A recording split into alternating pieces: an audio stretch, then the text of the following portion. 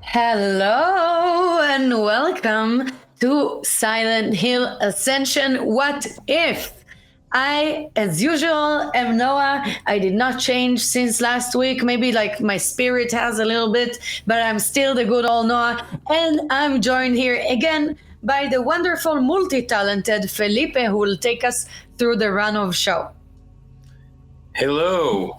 So, today, as usual, we'll watch together the premiere of the bonus scenes, as we do every Monday at 5:40 p.m. Pacific time. Today, we'll watch Week 8 results for Pennsylvania and Norway, because you may have noticed some things changing, but more on that later. Noah, please tell us how does the What If Run work? Okay, so let's pull up that tree. I love me that tree. Okay, so what if it's similar to what you may remember as DVD extras? You are going to unlock bonus scenes. We made tons of extra content and you deserve to see it. So each week, new decisions will unlock. Once these lock, playlists of the winning extra scenes will be made available.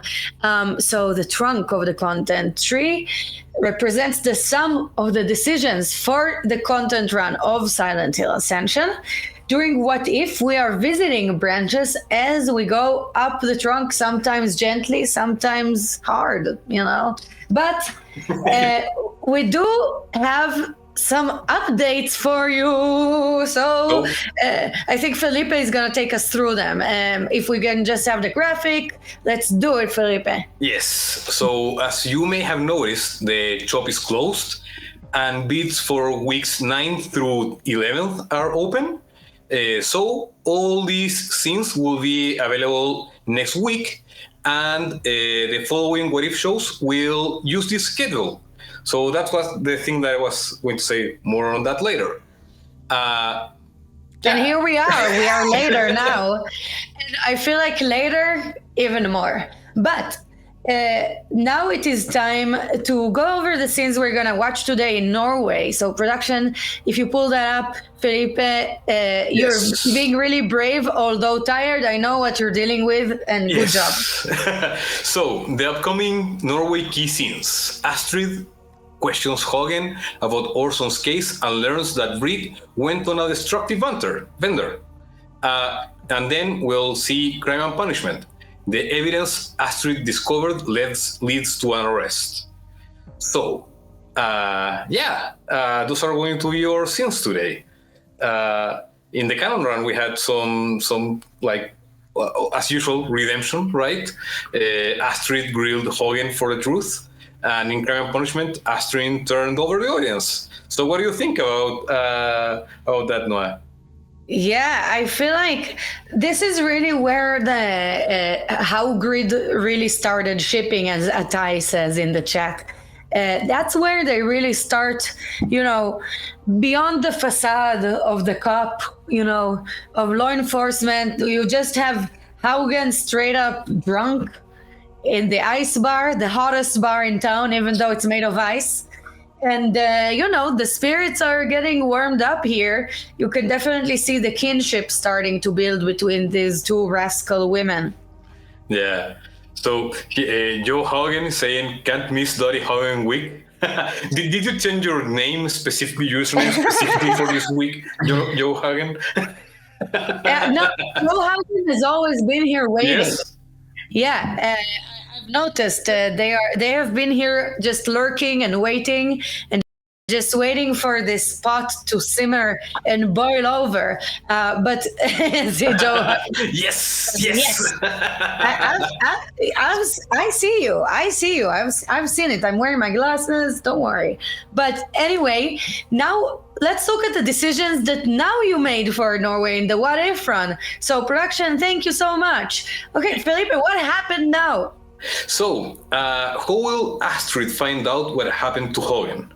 Often are in the canon run, which we said grill her for the truth, right? And now it's offer an olive branch suffering. So this is one of these rare suffering wins that we've had. And then the next decision is, what will Astrid do with Orson's bloody glove? In the canon run, everyone voted for turn the evidence into Hogan, but now we had destroy it, which is damnation. Yeah, that was such a more fun scene, in my opinion.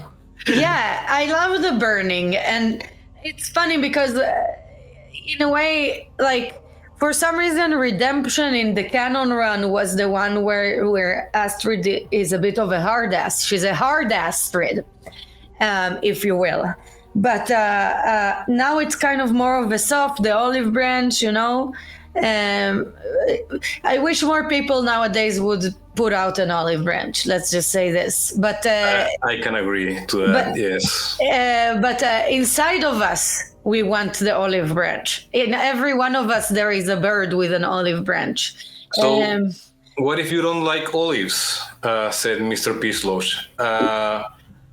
Maybe a pistachio ranch.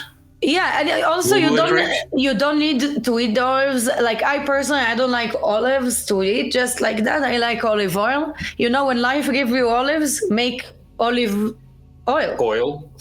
Say lemonade still. I was confused. Yeah, no, that would be a very weird thing to think. Yeah, when life gives you olives, just throw them aside and make lemonade. Just kidding. But no, so it was a rare one where actually being more confronting was the confrontational, was the redemption one. And wait. What? I don't know. But for sure, what I do know is that for the glove part, I feel like the what if really brought it, put up the heat, so to speak. Yes, that's a pivotal moment. Like the scene is short, in my opinion, but it's a pivotal moment. Like the story could have gone a completely different path if the audience had chosen that path. Totally. Right? So, yeah. Without further ado, it's time to see the scenes, and we'll be here after to work the trauma together.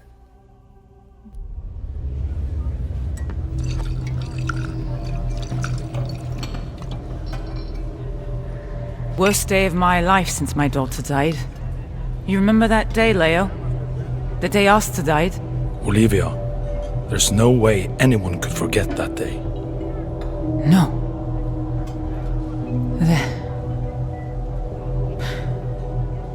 There isn't. You'd think they'd understand. Have a little empathy for me after 15 years. But no. They wouldn't even let me back in the building to collect my things.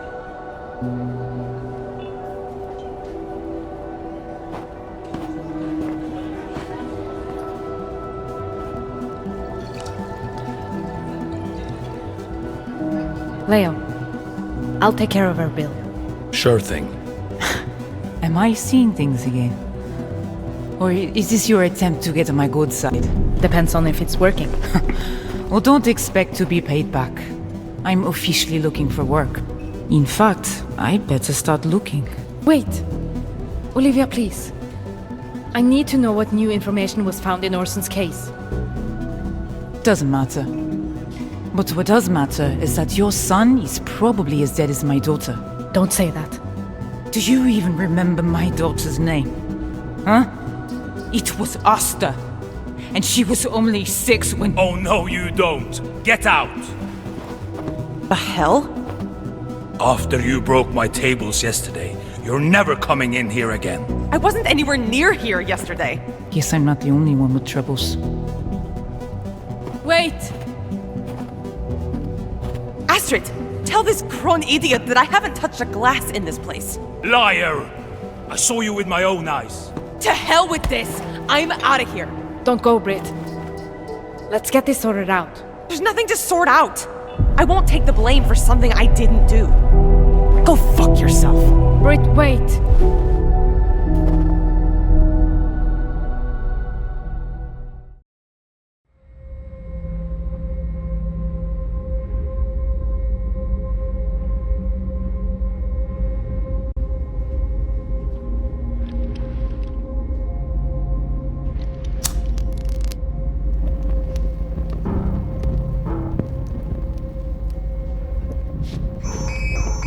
Oh shit!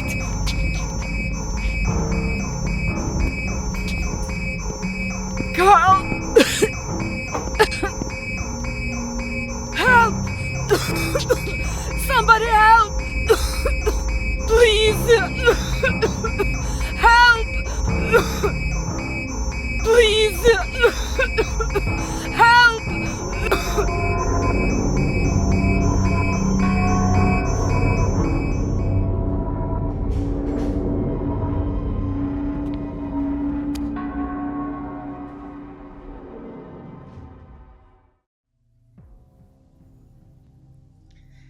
Welcome back. Hope you enjoyed that because the proof is on fire. Woohoo! So I just came up with it. I was very proud of myself. Anyway, so we have the showcase video already playing in the back. That's the first scene we saw. That's Band, where Astrid questions Haugen about Orson's case and learns that Brit went on a destructive bender. And I think Felipe describes this scene very well.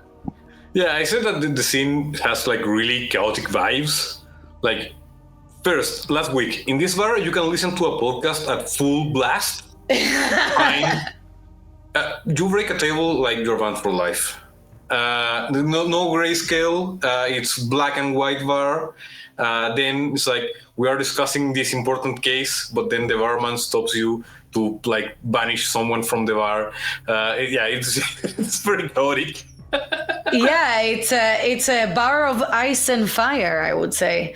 Yeah, but a lot of like the fire is internal in this case. Like the glove was on fire anyway. But the fire is internal. The fire that is building between Daddy Haugen and Hard Astrid. yes. I think she's Hard Astrid. But also, like, can you imagine how different the story would have been in this case? Like, you destroy the evidence, so that wouldn't lead to an arrest, maybe, right? And then instead of like pushing her away, you like ask them to come closer. The story would have been like wildly different. I think this went unnoticed during the canon run, but I think that this is like a pivotal moment. Even though this was Mete's off-ramp week, it's not. So it's weird. Like I don't know. Like they weren't like the focus characters this week during the canon run, but their scene was more important than anything that was happening in the rest of Norway. Yeah, that bit also. That's where our good old Daddy Haugen, which by the way it was just Father's Day, so happy Father's Day, Haugen, and to all the fathers out there in the audience and in our crew. I know we have some, that's where we learn about Asta, about the lost. Due to very bad circumstances, the child that Haugen lost.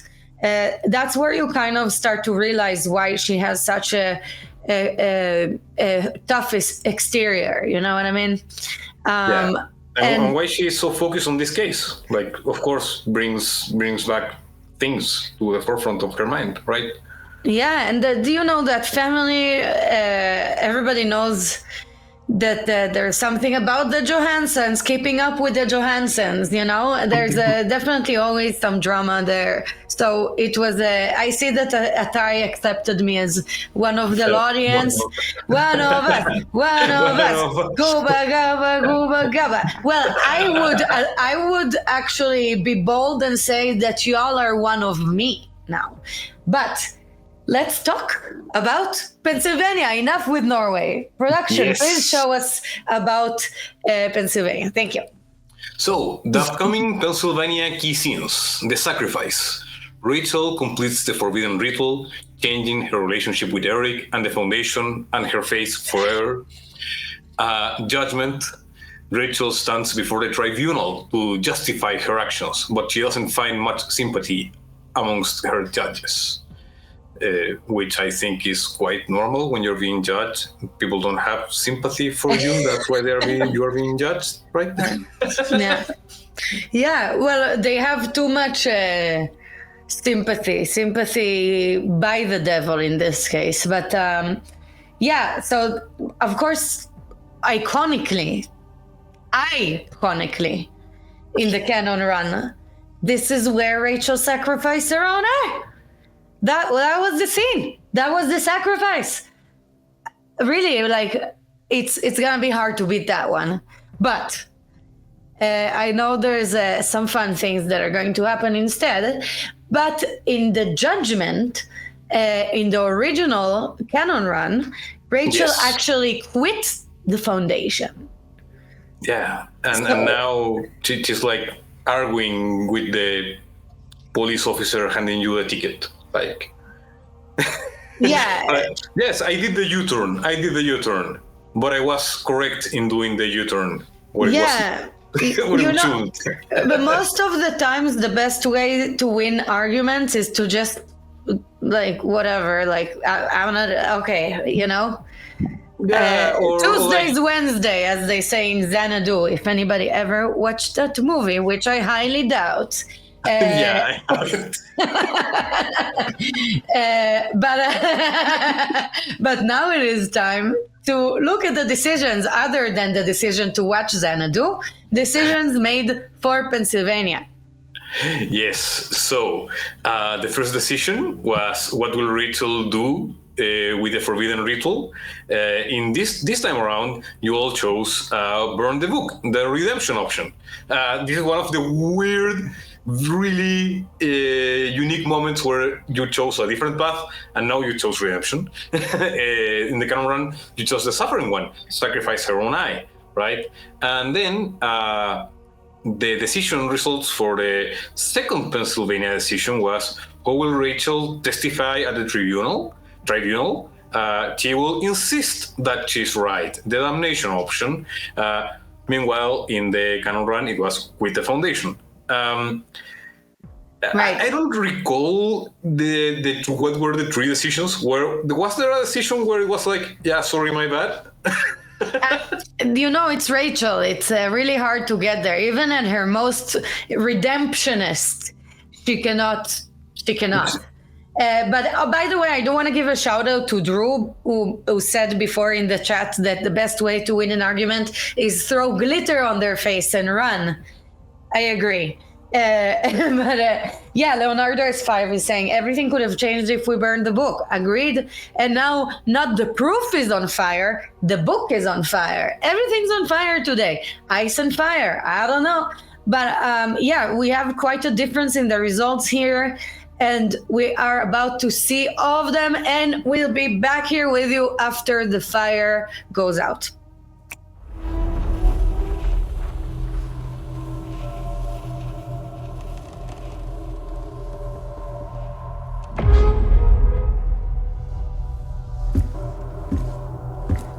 Rachel, what's happening?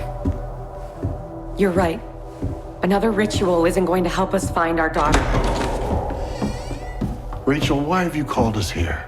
I have followed you, Xavier, with all of my heart. Believed in all of your teachings, but where has the Foundation led us? What are you doing? I need to find my own way, and I need you to bear witness. We can't hurt anyone else.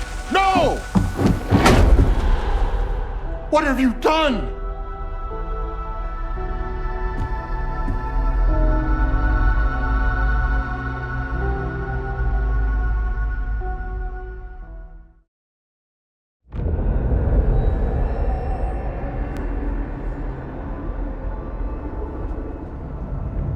Rachel Hernandez, you stand accused of crimes against the Foundation. This tribunal will decide your fate. What are the charges against her? She performed an unapproved ritual from our sacred writings, mutilating herself and desecrating the sanctuary of our Foundation. And how did you come upon these writings? I searched the depths of the library. A serious charge. Would anyone else like to present evidence? When Xavier was incapacitated, Rachel supported me to lead in his absence. We've always had our differences, but she put them aside for the sake of the Foundation. Rachel's loyalty will be noted. Rachel, before this tribunal decides your fate, do you have anything to say in your behalf? You can judge me all you want, think I'm unstable, but at least I did something to find my daughter. You hurt yourself. How is this any different than the sacrifice required in a severing? I took on this burden on my own, and even though it didn't work, I have no regrets, and I'm not going to let you give me any. You've heard her testimony. What's your judgment? Rachel Hernandez, I have no choice but to expel you from the Foundation and leave you to the withering. To rot.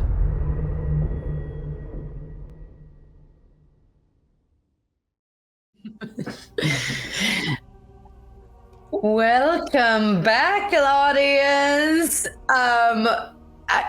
Man, we do have some detectives in the audience that noticed something with Rachel. I don't know how. Maybe they used the magnifying glass or used their two eyes. Yes. So I wanted to explain this a little. There are changes that had permanent impact on the characters, and those changes basically became permanent when we took those decisions during the canon run. So right now, what we are seeing is kind of a in-between reality where the book was burned and also her eye was taken. But the reaction from the other characters is what's really different. Now it was like, burn the book, you are off the good book forever. Yeah, so yeah, I like That's Sansa actually like with the explanation though. That's a crime against history, I think, to burn a piece of archaeological significant. But not that she cares. Not that Rachel cares. What does she care? She doesn't even care about her own eye. And I would actually love to read some fan fiction on that parallel world where Rachel burned the book and still lost her eye. What happened? Was it a stinger? Was it a snarler? Was it just like, I don't know, she got bored one day and just was picking her eye a little bit too much? Maybe the fire is I think who said that? Sakepin Witty, I can't pronounce it. Yeah. The book burned her eye.